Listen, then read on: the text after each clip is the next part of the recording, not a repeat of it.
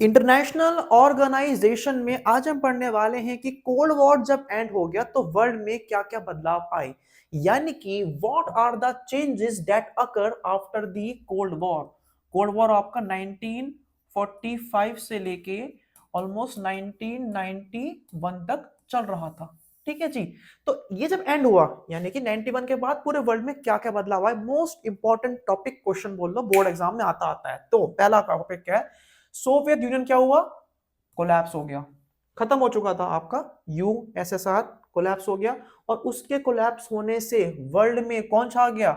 US, यानी कि the US is the strongest power. ठीक है, दो बदलाव पढ़ लिए हम लोगों ने। उसके बाद में जो रशिया और जो था आपका ये यूएस, इनके बीच जो रिश्ते थे वो कैसे हो गए? अब ये अब ज्यादा कोऑपरेटिव हो चुके थे।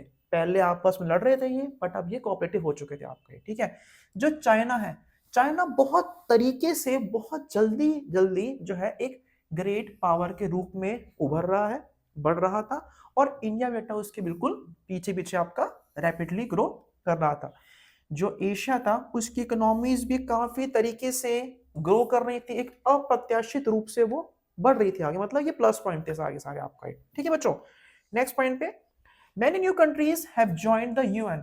यूएन को बहुत सारी कंट्रीज ने ज्वाइन कर लिया था, यानी कि 45 साल में जो कंट्रीज नहीं थी ज्वाइन वो आपकी ज्वाइन हो गई थी। और लास्ट पॉइंट जो आपका आता है कि 91 के बाद, कोल्ड वॉर एंड होने के बाद वर्ल्ड के सामने नई नई चुनौतियां आ चुकी है, जैसे कि we can say genocide, civil war, ethnic conflict, terrorism, nuclear proliferation, climate change, environmental degradation, epidemics। ये सुना होगा आप लोगों ने। 91 से पहले there was no terrorism, there was no civil war, थे पर इतने थे। तो 91 के बाद ये सब हुए। सो हमने पढ़ा कोल्ड वॉर के बाद वर्ल्ड में क्या क्या बदलाव आए थे। 4 या 6 मार्क्स क्वेश्चन आपका ये आते आता है।